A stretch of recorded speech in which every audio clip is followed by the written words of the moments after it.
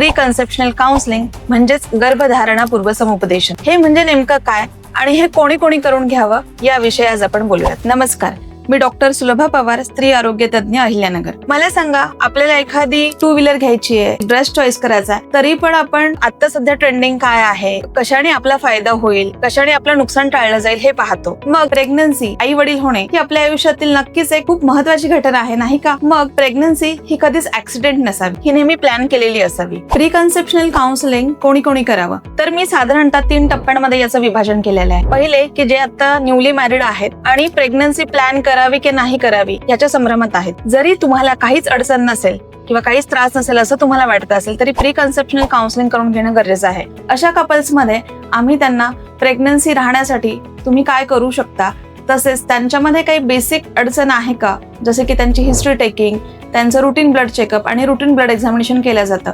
आणि जेव्हा कपल पूर्णपणे हेल्दी असतं तेव्हा फक्त होणाऱ्या आईला आपण फोलिक ऍसिड सप्लिमेंटेशन देत राहतो. फोलिक ऍसिड सप्लिमेंटेशन जर तुम्ही गर्भधारणेच्या 3 महिने पूर्वी चालू केले तर बाळांमध्ये होणारे व्यंग हे आपण जवळजवळ 99% टाळू शकतो. आता दुसऱ्या टप्प्यामध्ये, आजकाल धकाधकीच्या जीवनामध्ये आपण सगळेच जण करिअर ओरिएंटेड झालेलो आहोत, त्यामुळे लग्न ही उशिरा होतात. 30च्या नंतर लग्न झालं तेव्हा फर्स्ट प्रेग्नन्सी जेव्हा आपण प्लॅन करण्याची वेळ येते तेव्हा वय हे 32-33च्या पुढे गेलेलं असतं. अशा कपल्सनी काय करावं, तर जसं जसं वय वाढतं तसं तसं अनुवांशिक आजार आहेत म्हणजे शुगर, बीपी किंवा लठ्ठपणा हे सगळे वाढायला लागतात. मग अशा कपल्समध्ये नेमकं त्यांचं हिस्ट्री टेकिंग, त्यांचं blood pressure checkup, sugar checkup, cholesterol checkup, thyroid checkup हे सगळं केलं जातं.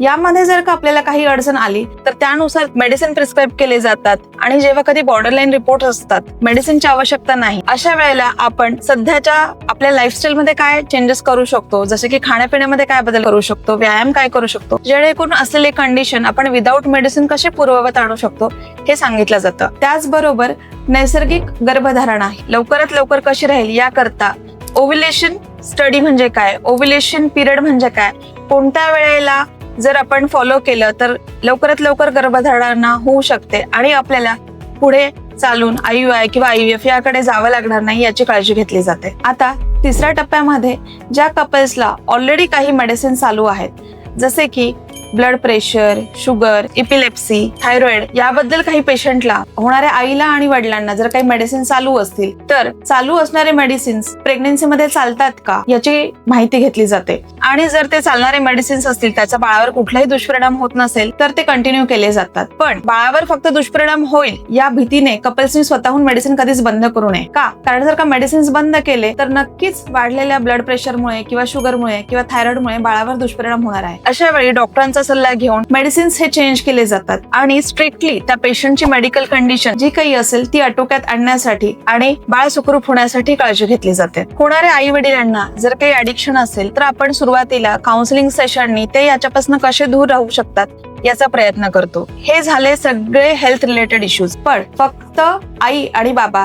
हे शरीराने निरोगी असून उपयोग नाही, तर ते मनानेही तेवढेच निरोगी हवेत, जे की पुढील जनरेशन मध्ये ट्रान्सफर होणार आहे. अशा वेळेला आपण ओव्हरऑल कपल म्हणून त्यांना काय सल्ला देतो की त्यांनी आहारामध्ये जंक फूडचं सेवन कमी करावं, तसेच कमीत कमी रोज 45 मिनिटं व्यायाम करावा.